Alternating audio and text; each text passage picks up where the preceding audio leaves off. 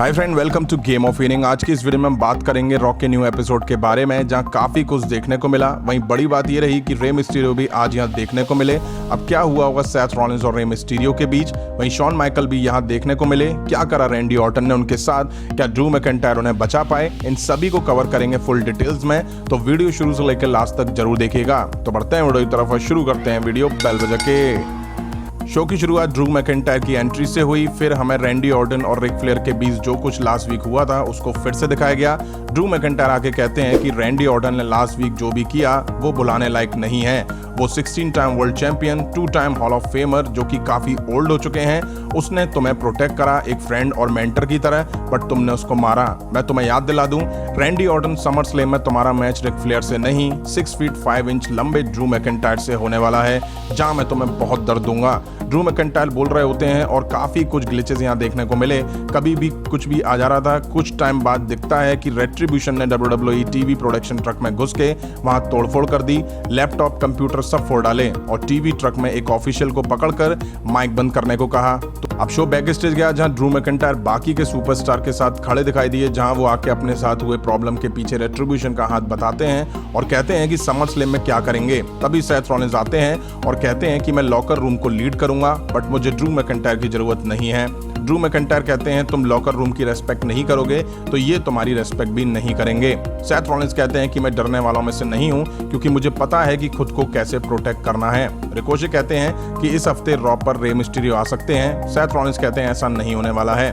फिर Drew McIntyre और Seth Rollins आमने सामने आ जाते हैं, तो वहां खड़े सुपरस्टार इनके बीच बचाव करके अलग हटाते हैं।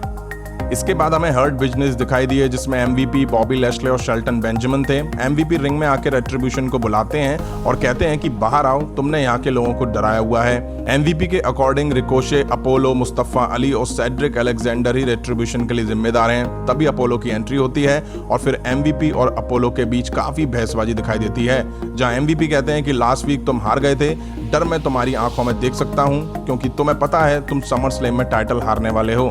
अपोलो कहते हैं कि मैंने इसके लिए कड़ी मेहनत करी है और वैसे भी MVP तुम इन दोनों की हेल्प के बिना कुछ भी नहीं हो। MVP शेल्टन बेंजामिन से कहते हैं कि दिखा दो इसके क्या है हर्ट बिजनेस। अब हमें अपोलो वर्सेस शेल्टन बेंजामिन के बीच मैच दिखता है। मैच शुरू हुआ तो शेल्टन ने शुरू में ही अपोलो पर अटैक करा और उन पर हावी हुए। अपोलो कुछ देर बाद स्पाइन बस्टर मारकर पलटवार करते हैं। अच्छा मैच दिख रहा था इन दोनों के बीच। तभी आर्ट्रुथ और अकीरा दिखे, जो कि आर्ट्रुथ के पीछे भाग रहे थे। ये दोनों रिंग में से होके पीछे बैक स्टेज चले जाते हैं। तभी MVP और बॉबी लैशले ने घुस के अपोलो पर अटैक कर दिया और उन्हें जमकर मार दी। तभी अली, सेड्रिक अलेक्जेंडर और रिकोशे आते हैं और इन तीनों को जम के खर्चा पानी देते हैं और रिंग से चलता कर देते हैं।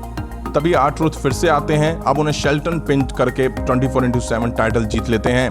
MVP मार से बौखलाकर इन सभी को टैग टीम मैच के लिए चैलेंज कर देते हैं। अब हमें एंजल गार्जा वर्सेस आइवर के बीच मैच दिखा। रिंग साइड दोनों की टीम के मेंबर खड़े होते हैं। मैच शुरू हुआ तो गार्जा ने कुछ मूव आइवर को लगाए, बट आइवर ने भी पलटवार करते हुए गार्जा को मूव दिए और मार मार के हालत पतली कर डाली। गार्जा के पास आइवर के किसी भी मूव का तोड़ नहीं था। पूरे मैच में मार खाने के बाद आइवर रिंग में आए तो गार्जा ने अपने मूव देके पिन करा और मैच जीत लिया। मैच के बाद डॉकिंस दिखाई दिए, जिन्होंने अपने पास एक टेप होने का दावा करा, जिससे सबसे ज्यादा प्रॉब्लम गार्जा और वेगा को हुई।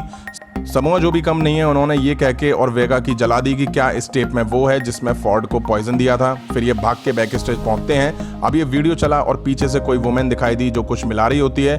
हालांकि उसका बैक ही दिखा, जिससे साफ है कि वो वेगा ही थी, बट वेगा कहाँ मानने को तैयार थी। उन्होंने कहा फेस तो है ही नहीं। फिर वेगा ने कमेंट्रेटर को ही वही वुमेन्स बता दिया जो कुछ मिला रही थी। तभी फॉर्ड भी आते हैं और स्ट्रीट प्रॉफिट्स मार मार के आंद्रादे और गार्जा को वहां से भगा देते हैं।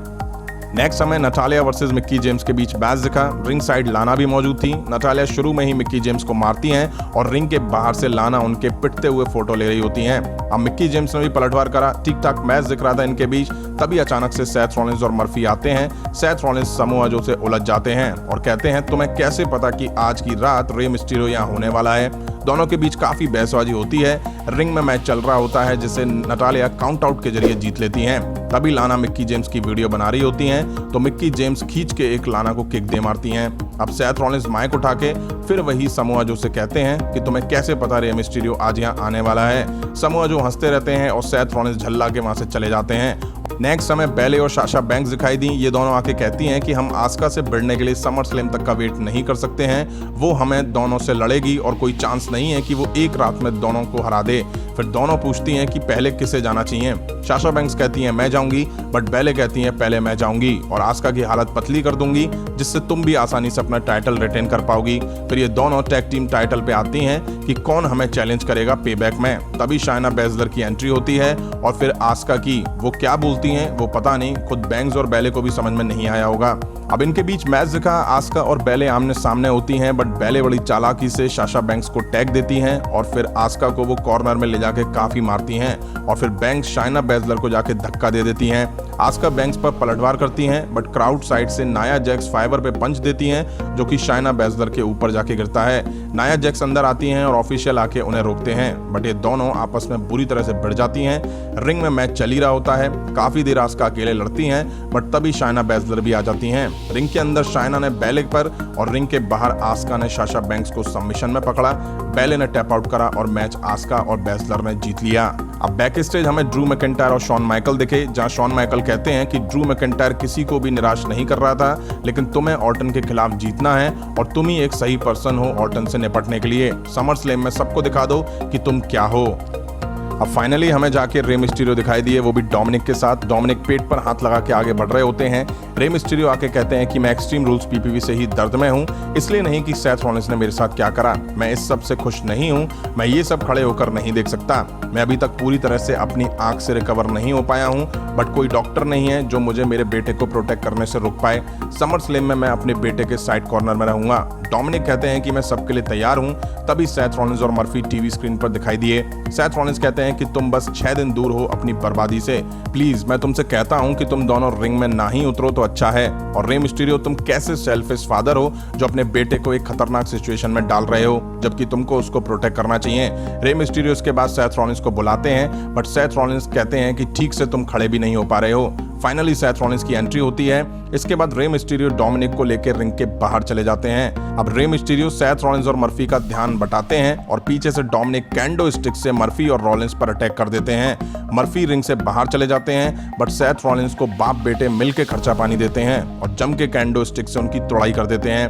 अब दोनों मिलकर सेथ रॉलिंस को रोप में फंसाने वाले होते हैं, बट मर्फी आके सेथ रॉलिंस और खुद को भी भगा के वहां से ले जाते हैं। नेक्स्ट हमें Hurt Business versus Apollo Mustafa Ali Ricochet के बीच 6 मैन टैग टीम मैच दिखा। दोनों साइड से सभी सुपरस्टार ने जमकर जोर लगाया, बट जीत यहां हर्ट बिजनेस की हुई। फिर हमें फोर्ड वर्सेस आंद्रादे के बीच मैच दिखा। एक अच्छे मैच में फोर्ड ने काफी अच्छी परफॉर्मेंस देते हुए आंद्रादे को बीट कर दिया। अब फाइनली मेन इवेंट में शॉन माइकल रैंडी ऑर्टन को फेस करने वाले थे। शॉन माइकल आकर रिक फ्लेयर और रैंडी ऑर्टन की वही वीडियो दिखाते हैं जिसमें रैंडी ऑर्टन ने हम्बल फ्लेयर पर अटैक करा था। शॉन माइकल कहते हैं कि फ्लेयर के बिना WWE में कोई भी बड़ा सुपरस्टार नहीं होगा, जो भी उसने किया अगर वो नहीं करता तो।